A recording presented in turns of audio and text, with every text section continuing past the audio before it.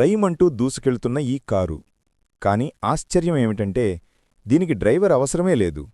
అవును, భారతదేశానికి సొంతంగా రూపుదిద్దుకున్న డ్రైవర్లెస్ కారు ఇప్పుడు వాస్తవం అవుతోంది. ఈ అద్భుత ప్రాజెక్టు వెనక ఉన్నది 6 సంవత్సరాల నిరంతర కృషి. ఏఐ అంటే ఆర్టిఫిషియల్ ఇంటెలిజెన్స్, ఎంఎల్ అంటే మెషీన్ లెర్నింగ్, 5G ఆధారిత V2X కమ్యూనికేషన్ టెక్నాలజీతో ఈ కారును శాస్త్రవేత్తలు రూపొందించారు.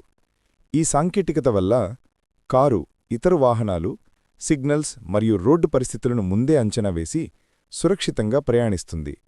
భారతీయ రోడ్లపై ప్రయాణించడం సులభం కాదు, కానీ ఈ కారు మాత్రం బెంగళూరులోని ట్రాఫిక్లో కూడా చక్కగా నావిగేట్ చేస్తోంది.